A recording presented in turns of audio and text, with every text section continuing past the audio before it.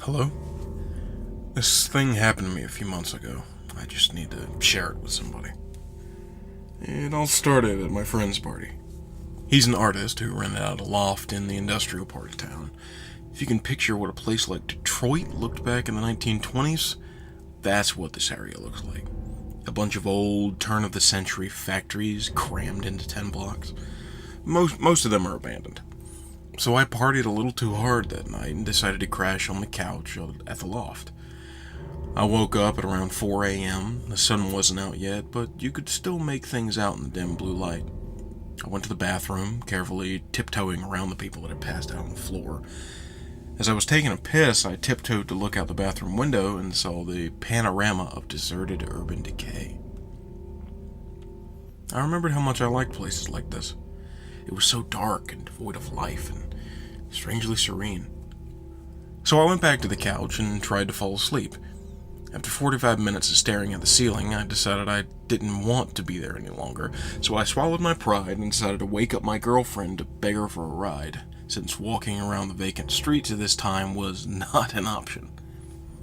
Being an awesome girlfriend, she was totally cool with it, and told me she would be there in about a half hour, and that she would give me a call when she was outside. My phone died 10 minutes later, so I decided I would sit by the window and watch for her car.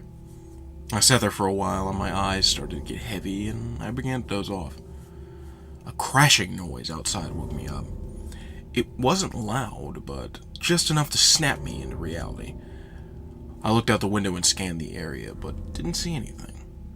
Across the street from the loft, near the mountain of garbage bags in one of those enormous dumpsters, I see a computer and a monitor smashed against the floor that hadn't been there before. When my girlfriend arrived, I went downstairs and greeted her. Just as I was about to get in her car, I remembered a friend of mine who had blown out his power supply. So I decided to walk over to the dumpster and see what I could salvage.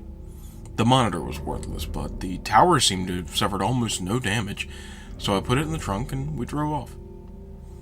About a week had passed, and I had completely forgotten about the tower until my girlfriend called to let me know it was still in the trunk and that she wanted it out. That night, I brought it home. Before I took it apart, I decided to hook it up to my monitor and see if it still ran, and to my surprise, it did. Ran Windows XP and what looked like it had been wiped clean. I decided to do searches for words like tits and pussy in hopes of finding some secret stash full of weird, deviant porn the previous owner had forgotten about. Morbid curiosity, I guess. Search came up nothing. Search for picture files, nothing. Then I searched for movies and one file came up. It was an AVI inside a folder titled Barbie, hidden in the Windows /System32 directory. So I played it. Now, this is where it gets disturbing. The movie was about an hour long and was made up of what seemed like raw exported footage. The footage was of this woman sitting on a chair and talking against a white backdrop. I skipped through most of the movie and it was all the same continuous shot.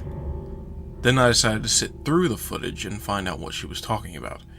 15 seconds into the footage, the audio goes completely bad and her voice is drowned in harsh, static background noise. I couldn't make out a thing. So I imported the footage into Final Cut and tried to mess with the levels to isolate her voice. It helped a little, but I still couldn't hear what she was saying. I was intrigued now, and I began to really pay attention to her face and body language. It seemed that she's being asked some kind of questions, because she stops at times to listen and then continues talking. About 15 minutes into the footage, her face begins to redden and contort as if the questions are bothering her. But she continues to answer them anyway. Shortly after, she begins to cry. She sobs hysterically for the duration of the film. One of the few words I could lip read was skin. She repeats this word many times throughout the footage, and at one point she even pulls at the skin on from her arm and mouths the word. She seemed to be unhappy with her skin. It kept on building and building, and about 40 minutes in, she's crying so hard that she can barely look at the camera. She stops talking at this point, and the rest of the footage is just her crying with her head down. Oddly enough, she doesn't get up or move. The screen just fades to black. I was fucking dumbfounded. I played the whole thing through many times that night, trying to find inflections and nuances in her movement that would reveal anything else about what was going on. I felt so dissatisfied. I wanted to know more. That's when I noticed that there was about 10 more minutes left on the timeline after the screen went black. And about 2 minutes in there was more footage. The footage was extremely shaky, almost unwatchable, and depicted a pair of legs walking down train tracks. My guess is that the camera was accidentally left on as it was being carried somewhere.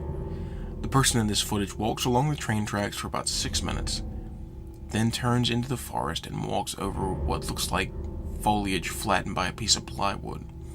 The person continues on this makeshift plywood road until the movie clip ends. Now my heart started beating with excitement because there were train tracks a few miles away that looked very similar to the one on the video. I had to check this out. I called up my friend Ezra. He's 6'4", 250 pounds of mostly muscle. I convinced him to go on a little adventure with me. I'm no pushover myself, but I felt if I was to go wandering into the woods looking for God knows what, extra muscle couldn't hurt. The whole idea of investigating the video had me so excited I couldn't sleep. The next morning, on a sunny Saturday, I took my flashlight, my camera, and my 7-inch K-bar with a matte black finish and serrated edge and went to pick up Ezra. When I got to his house, he wasn't even awake. When I woke him, he pretty much told me to fuck off. I already packed and I had mentally prepared myself to do this, so I decided to go through it without him. I parked my car at the train station, took my stuff, and hopped onto the tracks. After walking for about 2 hours, I saw a broken piece of plywood, and my knees almost buckled with excitement. I searched the nearby foliage, and there it was. A little plywood trail leading into the forest. I walked slowly along the trail, paying close attention to everything. I would stop occasionally, kneel down, and listen for anything or anyone. But it was so quiet. This was one of the most nerve-wracking things I've ever done. I didn't know what to expect at the end of this trail. The dense tree line gave way into a little island of grassy field, and then I saw it. A house being consumed by the forest. From the looks of it, no one had lived there for 20, maybe 30 years. I got my camera and snapped a few pics. A few yards away from the house was a tool shed of rusty sheet metal. I just sat there among the trees for a while, absorbing everything. I didn't want to go into the open field. I had this bad feeling that someone would see me. It took me a while to muster the courage to enter the house. The door was partly open. I pushed it in with the flashlight and was relieved that the inside was actually very well lit. I put my flashlight away, got my camera, and took a few more pics. There was no furniture. The floor was riddled with bricks and wood and rubble, and some of the walls had huge holes in them. When I went in further to explore, I saw some things that I didn't pay much attention to at the moment, but now that I think about them in hindsight, they greatly disturbed me. The first thing that seemed a little odd was one of the doors in the first room, that I presumed led to the basement, seemed a little too new to be in this house. It was also the only door in the house that was locked. Also, when I made my way up to the second floor, I saw some chairs and a fold-up table that also seemed a little too new to be there. But what disturbed me the most, for some reason, was the bathroom. The dust on the mirror had been wiped away, and in the bathtub I saw a clear plastic tarp that still had water droplets on it from when I presume it was washed clean. Oh. That's when I heard something moan really loud, and that's when I jumped the fuck out of the second-story window and ran back to the tracks. Halfway there, I realized the moaning was most likely a water pipe expanding or contracting, and that little moment of relief gave into the horror which I felt when I wondered why the water would be running on an abandoned house in the middle of the fucking woods.